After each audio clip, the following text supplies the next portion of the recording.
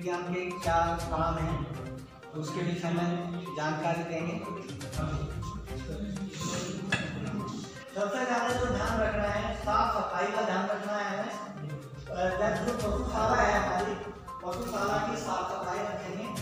ये जो जैसे बीमारी फैलती है, पहले पशुओं के पैरों में आती है, खुरों में आती है, उसके बाद खुरों में पशु के खुर में जैसे बीमारी हो जाती है तो पशु मुंह से चाटता है, तो मुंह से चाटने के बाद वो मुंह में आ जाती है, तो मुंह भी पक जाता है और पैर भी पशु के पक जाते हैं। अच्छा, किस विषय में आपका प्रशिक्षण हुआ है?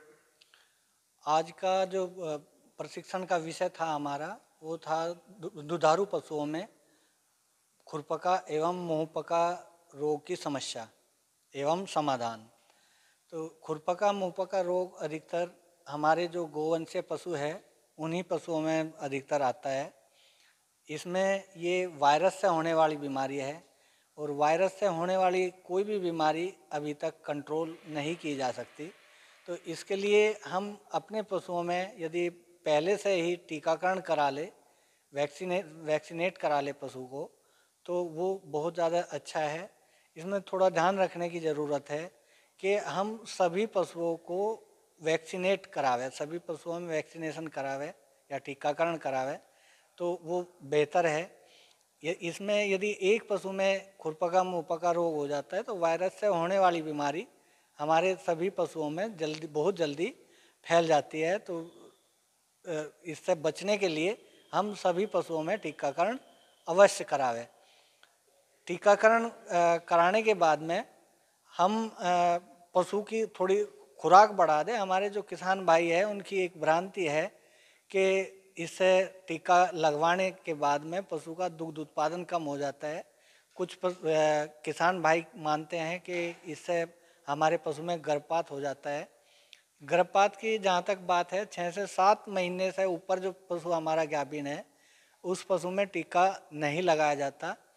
लेकिन इसमें भी यदि किसान भाई स्वयं थोड़ा मेहनत करे तो वो टीका लगाया जा सकता है। इसमें गर्भपात वाली समस्या कोई नहीं है। अचानक से कोई अनजान आदमी यदि हमारे पशु के पास में आता है, यदि पशु हमारा बैठा है और कोई भी अनजान आदमी टीका लगाता है तो पशु जंजीर तोड़ के भाग सकता है, खूंटा उसका टूट सकता है। वो बैठा है, बैठे हुए का यदि हम टीका लगा रहे हैं तो अचानक से वो खड़ा होकर गिर सकता है। तो उस संभावना की वजह से पशु में गर्भपात होने की संभावना है। नहीं तो वैसे टीके की वजह से कोई भी संभावना ऐसी नहीं है कि पशु का गर्भपात हो जाए।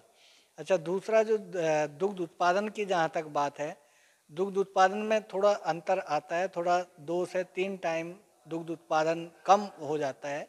उसमें जो हम वैक्सीन लगाते हैं पशु में, वैक्सीन में जीवित वायरस होते हैं और वे वायरस पशु के शरीर में पहुंच के वो अपना काम करते हैं।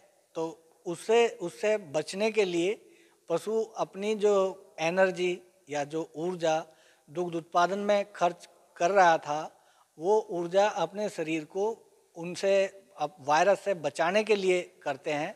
तो दुग्ध उत्पादन उसका प्रभावित हो जाता है। यदि हम इसमें पशु की थोड़ी डाइट बढ़ा दें और पशु का जैसे चारा है, चारे का अच्छे से ध्यान रखें तो निश्चित रूप से दुग्ध उत्पादन पर भी कोई प्रभाव नहीं आएगा। इसमें हम पशु को जैसे साफ सफाई की अच्छे से ध्यान रखना है। जो वायरस होता है, इसमें virus Asia 1, Asia 2, Asia 3, set 1, set 2, ये वायरस के द्वारा पशुओं में ये खुरपका मुंहपका रोग आता है। पहले पशु के पैर पकते हैं। यदि गंदगी है तो गंदगी में ये वायरस का प्रभाव अधिकतर आ जाता है पशुओं में। तो गंदगी या साफ सफाई का हमें विशेष ध्यान रखना है अपनी पशुशाला का और पशुओं का। इसके बाद यदि पशु में खुरपका मुंहपका रोग हो जाता है तो ऐसे पशु को हम स्वस्थ पशु से तुरंत अलग कर दें और अलग करने के बाद उसका चारा, दाना, पानी जो भी है स्वस्थ पशु को न दे। और जो बीमार पशु है, बीमार पशु की देखरेख हम सबसे बाद में करें। तो उससे हमारे जो स्वस्थ पशु है, स्वस्थ पशु बचे रहते हैं। नहीं तो वो बड़ी जल्दी, यदि हमने उसका झूठा चारा या पानी दूसरे स्वस्थ पशु को पिलाया तो स्वस्थ पशुओं में भी ये बीमारी बहुत जल्दी फैलती है। इसमें पशु मरता तो नहीं है, लेकिन पशु का जो उत्पादन है, उत्पादन गिर जाता है। जैसे भारवाही पशु है तो उसकी कार्य क्षमता घट जाती है। यदि दुग्ध उत्पादन के लिए पशु है तो दुग्ध उत्पादन उसका कम हो जाता है। तो इस तरह से यदि हम ध्यान रखेंगे, इसमें साफ सफाई के साथ साथ हम चूने का प्रयोग कर सकते हैं। तो चूने के प्रयोग करने से जो हमारा आता है, आटे में हम चूने का प्रयोग करें, चूना डाल दे, तो चूने में एंटी वायरस और एंटी बैक्टीरियल के गुण दोनों पाए जाते हैं। इसमें हम पशु के लिए जैसे ग्लिसरीन है, ग्लिसरीन का प्रयोग कर सकते हैं, उसके मुंह में लगाया जा सकता है ग्लिसरीन।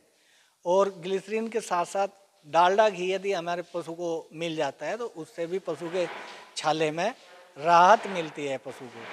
तो इस तरह से हम यदि अपने पशु की देखरेख करेंगे तो निश्चित रूप से हमारे पशुओं में जो ये खुरपका मुंहपका रोग की समस्या है ये नहीं होगी। फिटकरी के पानी का हम प्रयोग कर सकते हैं।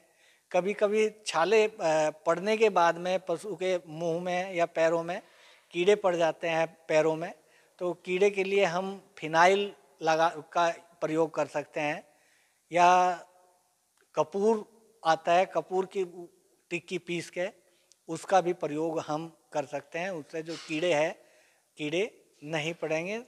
और यदि कीड़े नहीं पड़ते, मक्खी ना बैठने दे पशु के आसपास, यदि साफ सफाई रहेगी तो साफ सफाई में मक्खी वैसे ही नहीं आनेगी। तो इस तरह से हम अपने पशु का यदि ध्यान रखेंगे तो निश्चित रूप से हमारे पशु में खुरपका मुंहपका रोग की समस्या नहीं आएगी। और यदि ये समस्या नहीं आती तो हमारा पशु ज़्यादा दूध देगा, ज़्यादा उत्पादन करेगा और हमारा किसान अधिक खुशहाल रहेगा।